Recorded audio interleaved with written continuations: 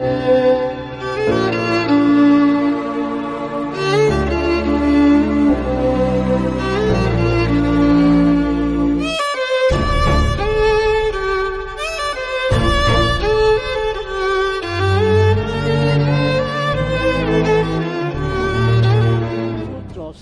પ્રગટ થયેલી એમની પ્રથમ નવલકથા પૂર્વરાગથી જ તેમણે સૌનું ધ્યાન ખેંચ્યું હતું. ત્યાર પછી અમૃતા, પરસ્પર, એકલવ્ય, વેણુવત્સલા, કથાત્રયીમાં ઉપરવાસ, સહવાસ, અંતરવાસ, પછી આવરણ, તેડાગર, બાકી જિંદગી, વચલું ફળિયું વગેરે અનેક નવલકથાઓ આપી. ગાંધી વિચાર જે વિનોબા દ્વારા સર્વોદય રૂપે વિકસ્યો એમાં દ્રઢ શ્રદ્ધા.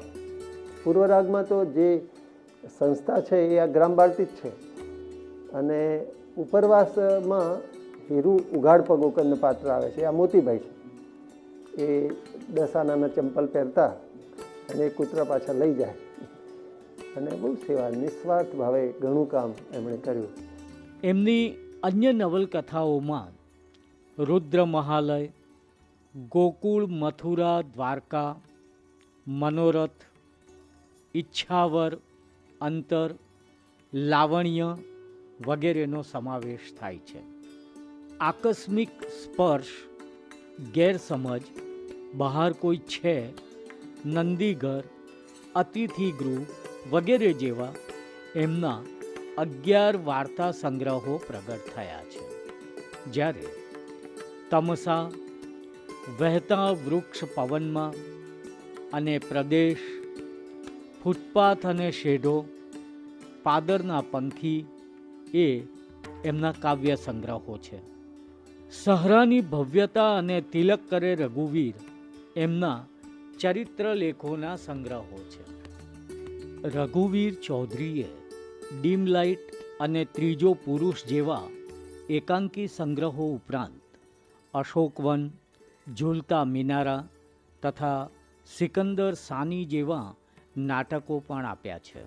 નમસ્કાર વિદ્યાર્થી મિત્રો, આજે આપણે ધોરણ 10માં ગુજરાતીમાં પાઠ 4 જેનું નામ છે ભૂલી ગયા પછીમાં અભ્યાસ કરીશું. અગાઉના લેક્ચરમાં આપણે કાવ્ય 1, પાઠ 2, કાવ્ય 3 અને 5મું કાવ્ય વિશે અભ્યાસ કર્યો હતો. બરાબર. આજે આપણે ગદ્ય 4 વિશે અભ્યાસ કરવાનો છે. સૌપ્રથમ આપણે જોઈએ તો આ જે ગદ્ય છે, આ પાઠ છે, આ પાઠના લેખક છે રઘુવીર ચૌધરી. સાહિત્ય પ્રકાર છે એકાંકી અને સંદર્ભ ગ્રંથ છે ત્રીજો પુરુષ માંથી. બરાબર. અગાઉ પણ વારંવાર હું કહેતી રહું છું કે આ 4 માર્ક્સના જોડકામાં તમારે પૂછાશે. બરાબર. એટલે ખાસ યાદ રાખવાનું, કારણ કે આના આપણે રોકડા માર્ક્સ છે. એટલે અગાઉનું જો તમે તૈયાર ના કર્યું હોય તો એને તૈયાર કરી દેજો. બરાબર. હવે સૌપ્રથમ મિત્રો આપણે જોઈએ એકાંકી વિશે. બરાબર. હવે એકાંકી એ સાહિત્ય પ્રકાર છે. હવે એકાંકી એટલે શું?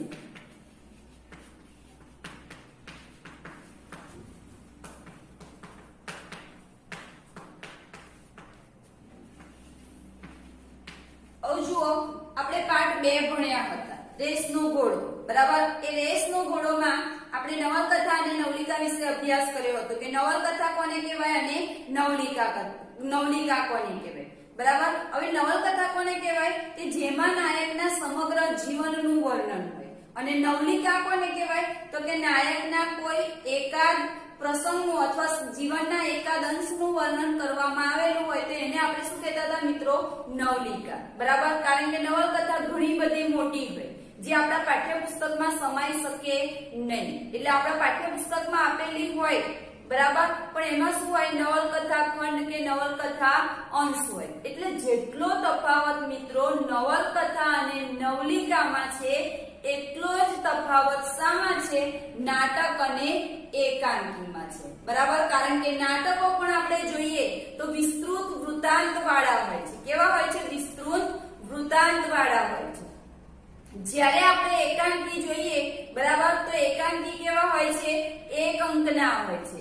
એક અંકમાં એ શું થઈ જાય? પૂરું થઈ જાય છે બરાબર. બંને નાટક અને એકાંકી બંને એવા સાહિત્ય પ્રકારો છે કે જેને આપણે મંચ સજ્જતા ઉપર ભજવી શકીએ બરાબર. અને જે નાટક કે એકાંકી મંચ સજ્જતા ઉપર ભજવી શકાય એને જ આપણે બરાબર યોગ્ય એકાંકી કહી શકીએ બરાબર. તો સૌ પ્રથમ આપણે જોઈએ કે આ એકાંકી એટલે શું. એક માર્ક્સમાં મિત્રો તમારે પ્રશ્ન પૂછાઈ શકે કે એકાંકી એટલે શું. તો તમારે યાદ રાખવાનું કે એકાંકી એટલે એક અંકનું નાટક. એક માર્ક્સમાં તમારે પ્રશ્ન પૂછાશે બરાબર. એકાંકી શબ્દ તમને કહે છે 1 + અંક. એક અંકનું નાટક એટલે શું થશે? એકાંકી બરાબર છે. હવે જુઓ, સૌપ્રથમ ગુજરાતી સાહિત્યમાં આ પ્રશ્ન પણ મિત્રો મોસ્ટ આઈએમપી છે, આપણા પાઠ્યપુસ્તકમાં લખેલો છે નહીં, એટલે ખાસ યાદ રાખજો કે સૌપ્રથમ ગુજરાતી સાહિત્યમાં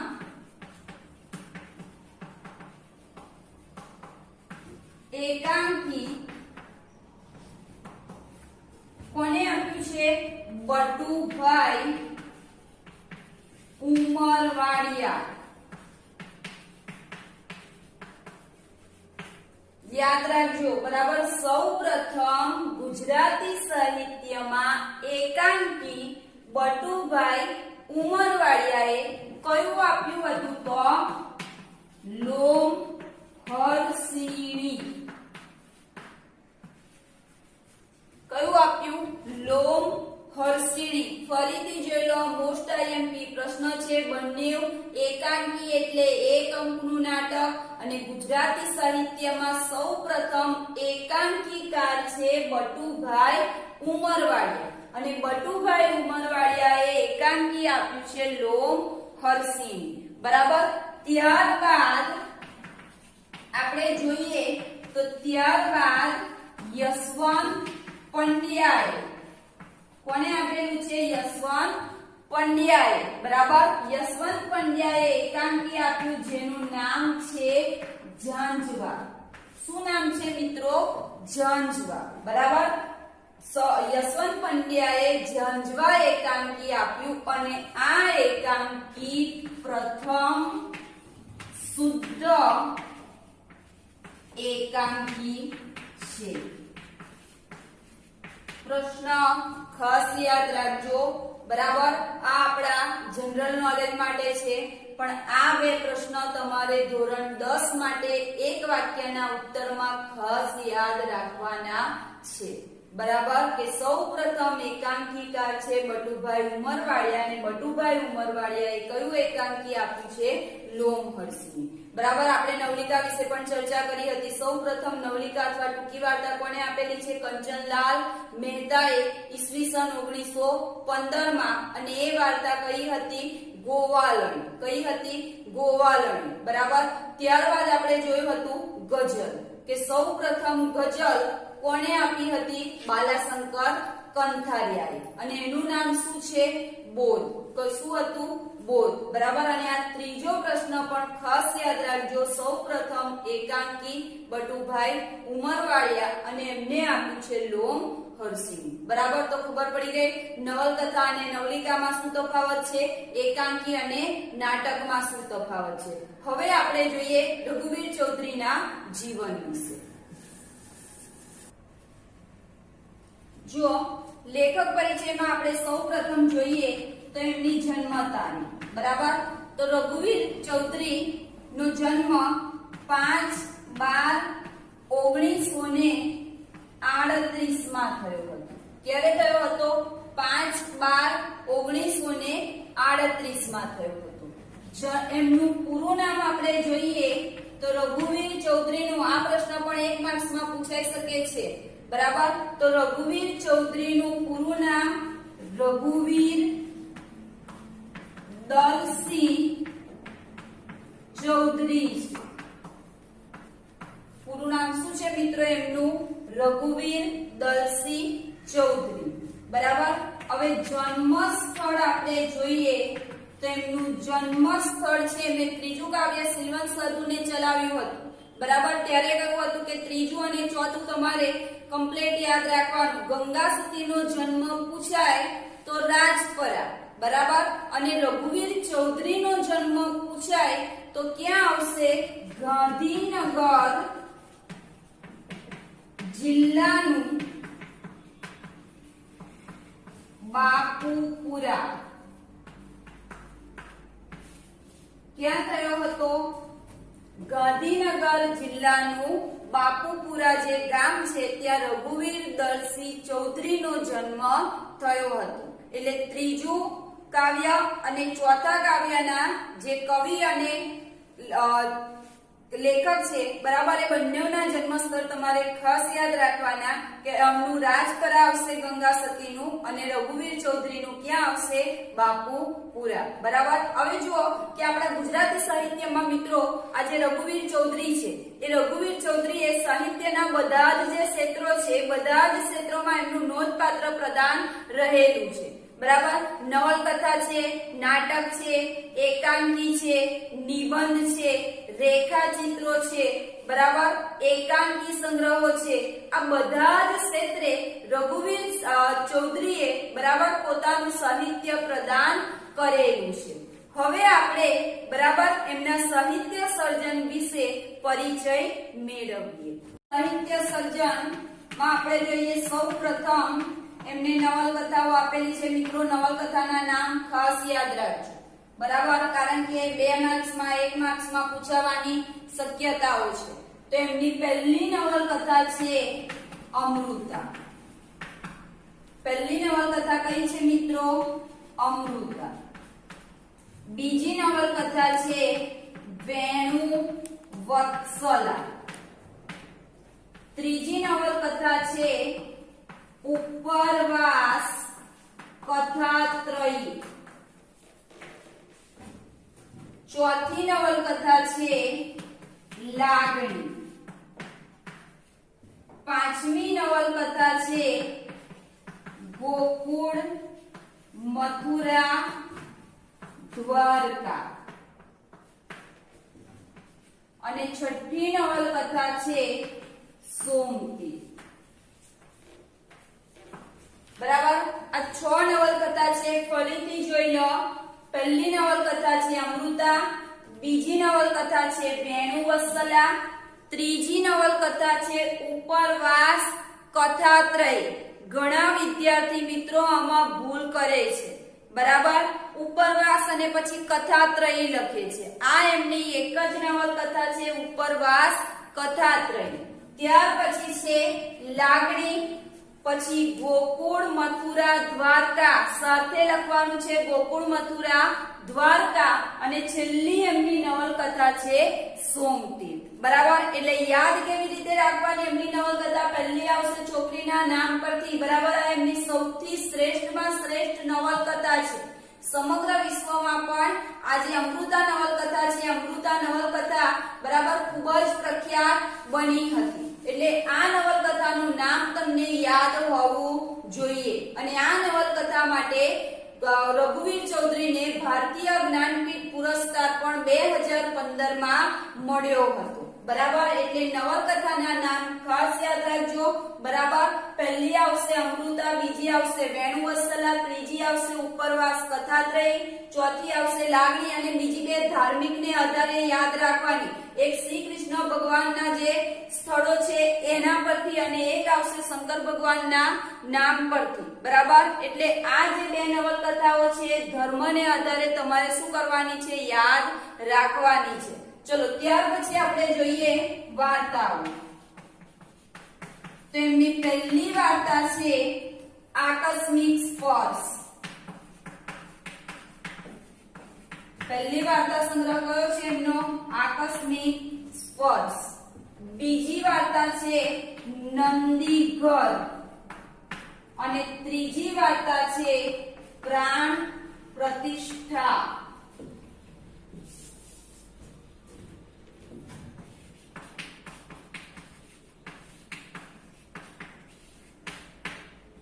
બરાબર.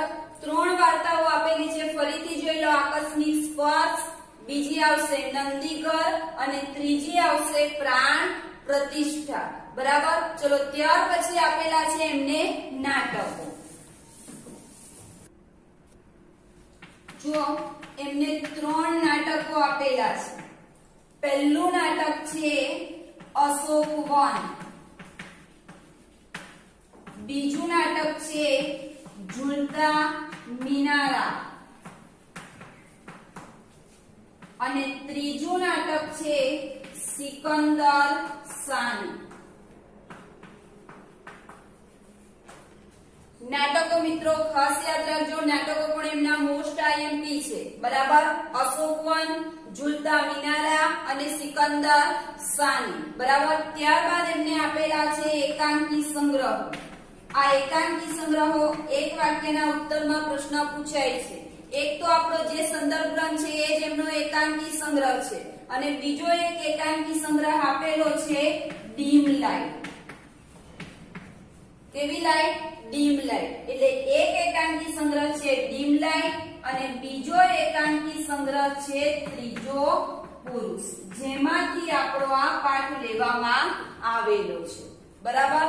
ચલો ત્યાર પછી આપણે જોઈએ તો એમને આપેલા છે રેખાચિત્રો. 2 રેખાચિત્રો આપેલા છે. પહેલું રેખાચિત્ર છે સહસની ભવ્યતા અને બીજું રેખાચિત્ર છે તિલક.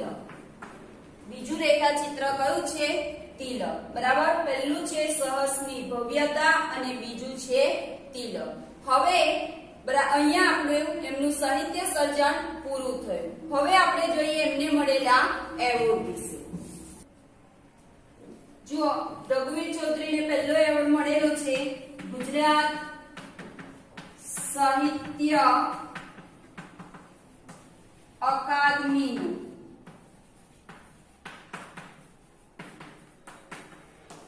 પહેલો એવોર્ડ કયો છે? ગુજરાત સાહિત્ય અકાદમીનો. બીજો એવોર્ડ મળેલો છે દિલ્હી સાહિત્ય અકાદમીનો.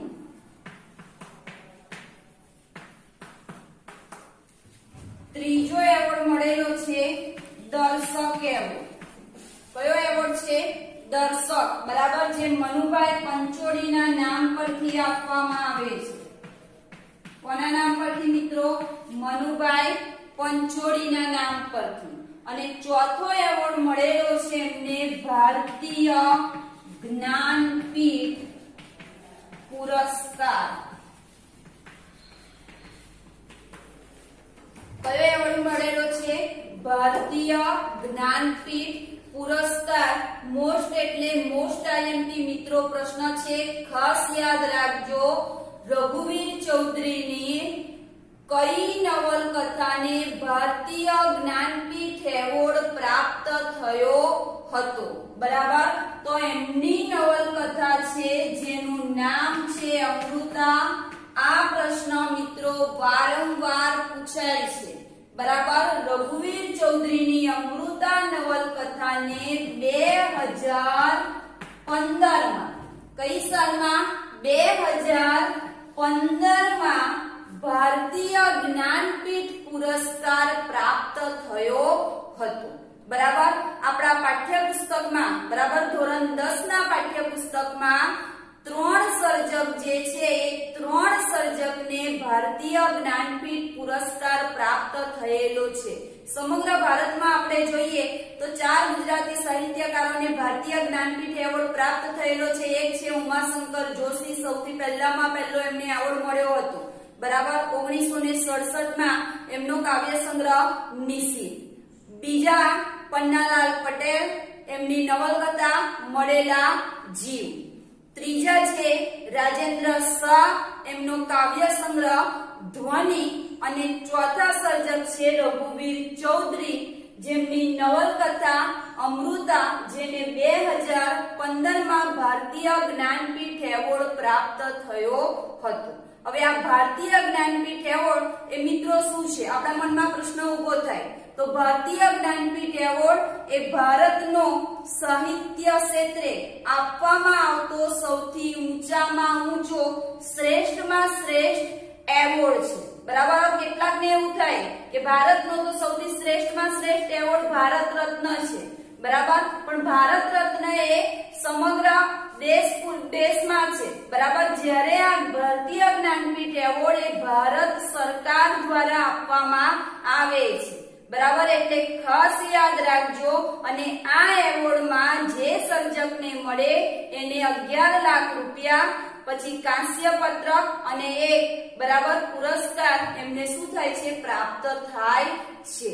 એટલે આ રીતે રઘુવીર ચૌધરીને ભારતીય જ્ઞાનપીઠ એવોર્ડ અમૃતા નવલકથા માટે 2015 માં મળ્યો હતો. અહીંયા આપણે રઘુવીર ચૌધરીનું જીવન, એમનું સાહિત્ય સર્જન અને એમને મળેલા જે એવોર્ડ છે એ એવોર્ડ વિશે અભ્યાસ કર્યો. હવે આપણે પાઠ વિશે માહિતી મેળવીએ. જો સૌપ્રથમ આપણે જોઈએ કે આ ભૂલી ગયા પછી એકાંકીમાં શું હશે. તો મિત્રો, ભૂલી ગયા પછી એકાંકીમાં 3 ઘટનાઓ બને છે. કઈ 3 ઘટનાઓ? તો એક સંબંધ, પછી વિચ્છેદ અને ફરી સંબંધ બંધાવવાનો. બરાબર. સંબંધ, વિચ્છેદ અને ફરી સંબંધ બંધાવવાનો.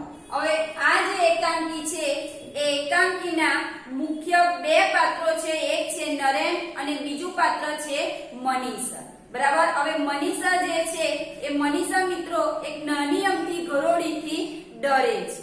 એટલે મનીષાના પિતા, જેમનું નામ છે વિરાટ, એ વિરાટ મનીષાની આગળ એક શરત મૂકે છે કે જો તું બરાબર એક ગરોળી પકડી લાવે તો તારા લગ્ન હું નરેન સાથે કરાવી આપું. એટલે વિરાટભાઈએ મનીષા આગળ આ શરત મૂકી હોય છે. મનીષા નાનપણથી જ ડરપોક હોય છે, પણ છતાં પણ એ આબુ પર્વતારોહણ ઉપર જ્યારે કોચ તરીકે સેવા આપતી હોય છે ત્યારે સુરતનું એક દંપતી હોય છે. એ દંપતીને તે રીંછના હુમલામાંથી બચાવે છે. કોના હુમલામાંથી? રીંછના હુમલામાંથી બચાવે છે.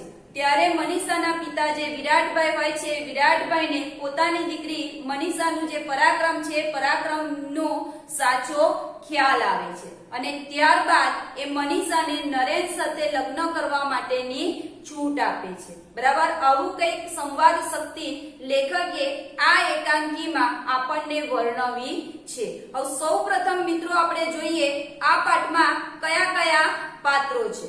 પાત્રો પણ તમે ખાસ યાદ રાખજો, કારણ કે પાત્રો અને વાક્ય કોણ બોલે છે અને કોને કહે છે એ 4 માર્ક્સના જોડકામાં તમારે પૂછાય છે. રેસનો ઘોડોમાં આપણે જોયું હતું કે રેસનો ઘોડોના કુલ પાત્ર કેટલા છે? 9. કેટલા હતા? 9 હતા. આ જે પાઠ છે બરાબર, આ પાઠના કુલ પાત્રો છે મિત્રો 6. કેટલા પાત્રો છે? 6. ચલો જો પાત્રો સમજી લેજો એટલે એકાંકીમાં વધારે ખ્યાલ આવે. એક પાત્ર છે સલોની, બીજું પાત્ર છે કનુજ, ત્રીજું પાત્ર છે નરેન, ચોથું પાત્ર છે મનીષા, પાંચમું પાત્ર છે આનંદ અને છઠ્ઠું પાત્ર છે વિરાટ. બરાબર. સલોની, કનોજ, નરેન, મનીષા, આનંદ અને વિરાટ. આ જે સલોની જે છે એ સલોની નરેનના ફોઈની દીકરી છે. સલોની અને કનોજ આ આબુ પર્વત ઉપર ટ્રેકિંગ કરવા માટે આવેલા છે. નરેન જે છે એ નરેન અને મનીષા આ જે એકાંકી છે, આ એકાંકીના 2 મુખ્ય પાત્રો છે. આ 2 પાત્રો ઉપર જ મિત્રો આખું જે એકાંકી છે, એકાંકી રઘુવીર ચૌધરીએ રચ્યું છે. નરેન અને મનીષા એકબીજાને ખૂબ જ પ્રેમ કરે છે. ત્યાર પછી પાંચમું પાત્ર છે આનંદ. આ આનંદ જે છે એ મનીષાનો નાનો ભાઈ છે. અને વિરાટ છે, વિરાટ મનીષાના પિતા છે.